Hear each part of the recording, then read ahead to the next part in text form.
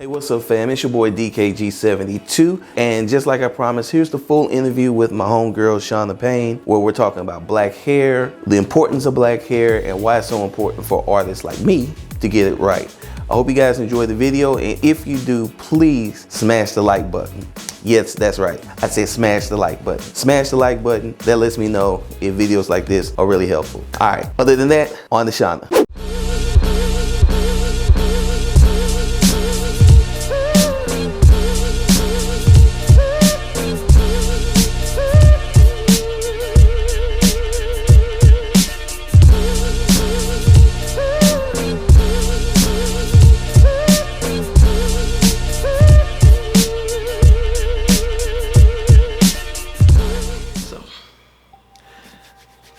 So Chauna, just kind of introduce yourself real quick.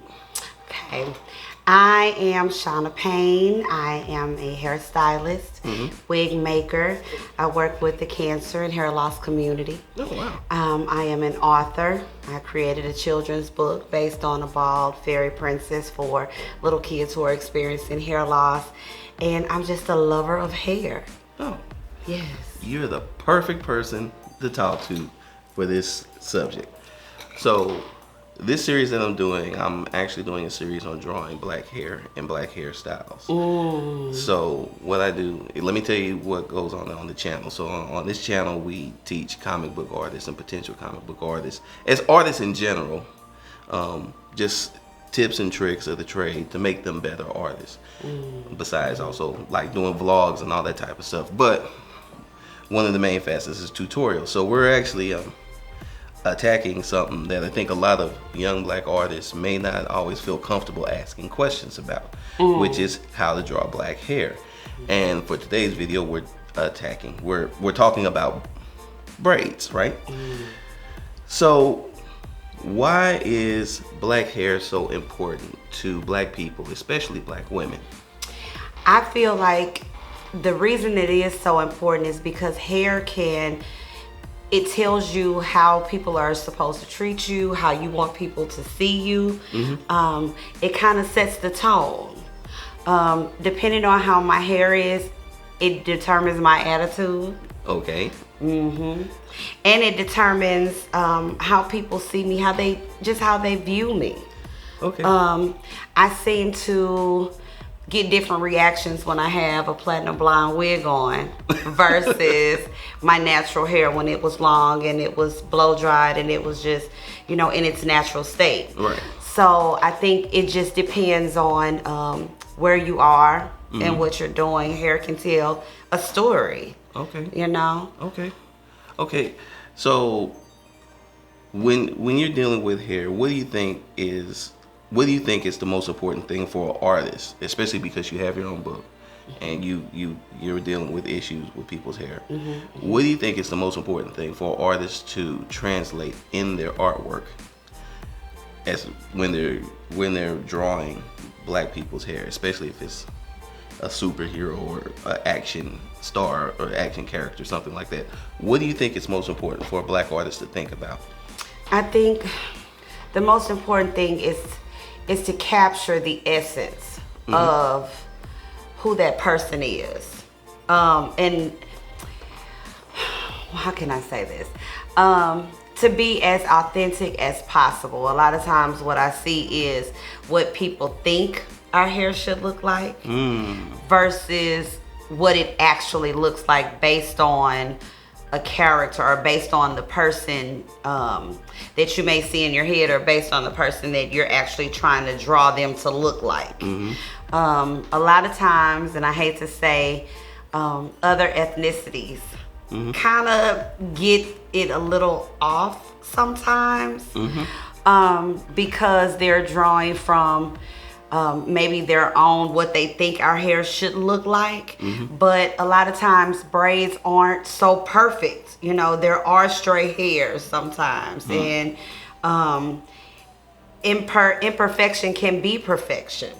Okay. It doesn't always have to be, for lack of a better term, just so perfect.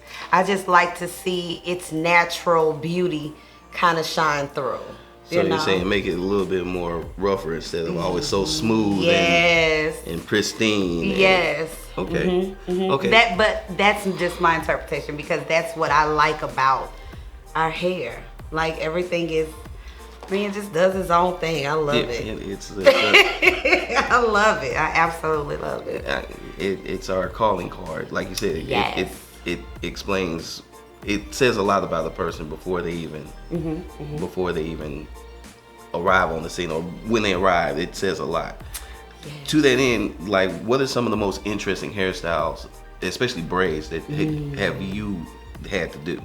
So I'm not a braid person. I have never done braids. Okay. Like, I do for certain styles when it comes to extension installs, things like that. But just to do a braided style, that's not me, because typically I'm working with hair loss. But the one thing that I find so fascinating about braids is like the origins, and how, there was rice in braids for those people who were traveling so far, or they had directions that they would braid into the hair so you knew which way to go. Like, things like that is what's fascinating about braids. Yeah, because I think braids is a good place to start because of the patterns and the things that you can do when you're braiding.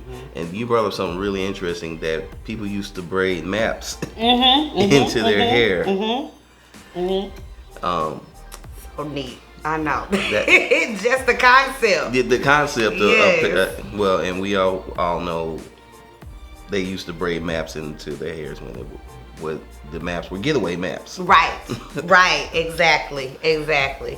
And it's like, how do you even think of doing something like, and you have to be such a creative set of people to even think like, I'm gonna braid this into your head. Like, this not a paper that you're looking at. It's not, it's just the directions. Look, you go around there, you go around here, and you're free. So if you don't know, that's the reason why braids are not accepted by certain people nowadays. That's the real reason. But and if it is accepted, it's kind of sometimes, to me, it loses its flavor. And flavor with an A. Because with an A. Because you find where we're so we have cornrows. And for me, cornrows meant, it was shampoo and condition day with my grandmother. Right. And you go outside with the cornrows, and now it's become a fashion statement as boxer braids. In mainstream, and it kind of took, which were just cornrows. And now it's boxer braids. And then you have, such styles as Bantu knots that you can kind of use as a twist out and things of that nature. And then it was, unacceptable until people like Marc Jacobs came along and made them cinnamon rolls. Now they're, acceptable. Now that so braids kind of gets Columbused a lot. It does. It does. And to me, it has always been one of those styles that I saw the beauty in, whether it was adorned with the gold beads or whatever the case may be. I've always loved, to me, it just kind of puts you closer to the ancestors, if you will. It's one of my favorite hairstyles, especially on black women, to not only to draw, but just to see, to look at. And I love wit, especially when they're patterned out and everything like that. But I mean, back in the day, cornrows was cool. Yes, that's all. But cornrows was that was something that you knew would happen when you would go to your homegirl's house and then you all go out to the party, sweat them out. Yes, until they learn how to make them last longer. Right. But it was just traditional, like your grandma did them, your mom did them, And it's just, it can be very intricate. It can be very simple. It can just, I just love it. It's one of my fondest memories when I was a kid was grandmas or aunts would sit on the porch and braid my cousin's hair. What are some of your fondest hair memories? Oh my goodness. I say that because I had long, thick hair, which is why I wear my hair like this now, because I was like, I'm done with the hours long preparation for Sunday morning. Right. You know, my mother wasn't really that hair person. It was my grandmother. So it was kind of like you get your shampoo, you do the conditioning, then you get oil down with bergamot or with the, you had to go through the whole process. Then you're, plaited is what they would always say. Right. Either the you're plaits. the cornrows or you're the plaits. And the difference, of course, is, cornrows are actually attached, look like they're attached to the scalp, whereas plaits are a free form. And just going outside to play, and then you come back in and it's time to be blow dried if you're not completely dry, and pressed out. Right. And you don't even have to move to get burned behind the ear. Stop moving. Stop moving. Don't move. Stop moving. The pressure comb is gonna get you. And you like, I'm already a mannequin.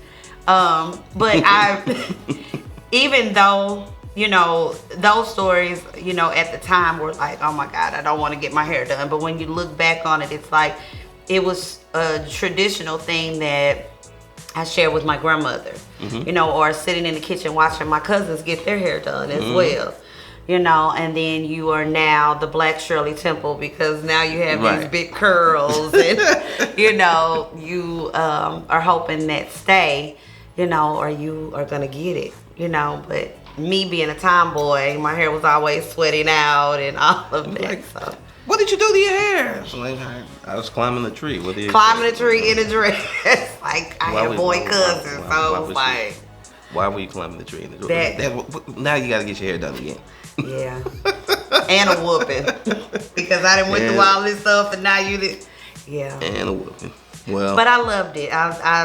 My grandmother's also wore wigs, and so... My thing with that was, I can watch them transform in under 5 minutes with this wig. And I'm like, when I get older, I'm going to have a wig. Because I didn't want to, I'm watching them and they can do anything. You just switch it up. Switch it up. Just as quick as you want to. I can have 5 hairstyles in 20 minutes. Speaking of 5 hairstyles in 20 minutes is crazy. Explain to the versatility. Because you're a hairdresser. Explain the versatility of our hair. Wow. At one point, and I'll use this story, I remember going as a little girl to the Magic House. And being only one of a very few black kids that went with my school, to watch my friends put their hands on that ball at the very top that made their hair stand up. It was kind of like, wow, I want my hair to stand up like that. I want to be like, my friends. But then what I didn't realize is that in my natural state, my hair does that. You know what I'm saying? Right. So it's kind of like, here is something that's forced, but this is something that our hair can do naturally. And I didn't realize the beauty of my hair in society, and the versatility and all the things that we can do until I got older. And I appreciate, being able to go from, an afro where my hair stands up and is in full glory, to braids, to, my hair can go curly, it can go straight, it can, withstand braids and not, untangle, all of these things that we can do with our hair. I think a lot of times we don't appreciate how many different forms, we can do with our hair, that others envy. That's true. And they try to get, because I watch them do the crimps and then comb it out, and that's how our hair looks when it's like the kinky side of, and that's what they're trying to achieve. And I think a lot of times we don't understand or appreciate what our hair can do, or what it can look like. And so I'm always excited to see like what the end result will be, and what people come in versus how they leave out. Right. And that's the main thing. I just love hair, so whatever it does, I'm here for it. I'm here for it because so long. Like I said, growing up in an all-white neighborhood, I had at first a curl, with the activator and all that, right. And then to have my hair get pressed out and not have a relaxer and all these things. In that society, it wasn't appreciated that I was different, and it was like if you didn't have straight blonde or straight brown hair, you were a misfit, right. Basically. And that's a lot of reason why I try to go to different schools and I try to promote. There is no such thing as we have this bad habit always talking about good hair. What is that? Right. What is good hair? Right. Like, to me, hair is good regardless of if it's short and we have these 4C, 3C4, all of these different codes, but right. I just think you have to love where you are and make people love where you are and stand on it. Yeah, you do. And I think that's super important that we get that message out. And that, again, when we're talking about this subject, I actually wanted to dive more into the thought process behind it, and team that up with the step-by-step of, hey, do this, do this, do this. So I really wanted to thank you just for stopping by, coming out. Yes. And social media. How can I anybody that likes, that likes you and saw you is like, I like her. How can they get in touch with you? Well, I am Chauna Payne, Chauna, Payne, Payne. Okay. I am Heavenly Hair Ever After on all social media, Instagram, Facebook, Twitter, and that's the children's brand. Okay, and we'll have that linked above somewhere so you guys can just click on it. That's the children's book, and then other than that, it's just my name on social media. And I also have a website that kind of brags on who I am, which is very hard for me because I'm not that person. But I want people to know. Where can they get your books? So it is available on Amazon. It's available at Barnes & Noble, Walmart, Target.com. What's the titles? So the first book is Heavenly Hair Ever After, which kind of introduces the character. And the second book is Celeste and the Science Fair, because she's a STEM girl.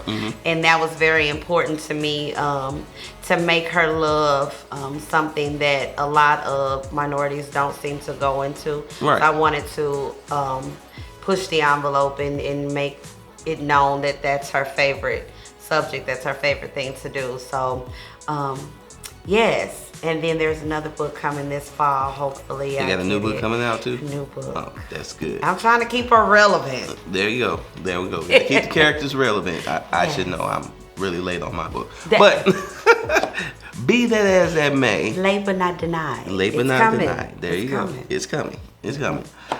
Well, Chauna, I once again just want to thank you for coming out and just taking a part in my kooky idea. I love it though. I love it. I love this community. This is new for me. I don't draw. I don't do any of that. Like my cars, my houses are like worse than elementary. I think the kids are a lot better than me. But I like where it's going. I like this industry. I think that, I'm a lover of cartoons and have been since I was a little kid. So to be in this world and to see the drawings and all of this, like, it's fascinating when people have a passion, because my passion is hair and I love everything about hair. And to see someone who loves everything about art is, you know, it's just one passion exchanged in the atmosphere with someone else with that passion for something else. So yeah, it's dope. I'm excited. I love it. Well, all right. Well, we're good to go. All right, guys, that's the video. I hope you enjoyed it. And if you did, go ahead and please hit that like button. Smash it. 2020 style. That's right. Smash the like button. Let everybody know that you like the video because it actually helps me out. It really does. So do that. Also, if you guys are new here and you like what you see so far, go ahead and hit that subscribe button and make sure you share this all over the internet. Now, if you guys want to get in touch with me, you can always reach me at Instagram and Twitter at DKG72. I also have a Facebook fan page and a TikTok, that's David Gordon 72. And if you really like what's going on the channel and you want to support, go ahead and hit the link to my Patreon. It's in the description below. And choose a tier and support.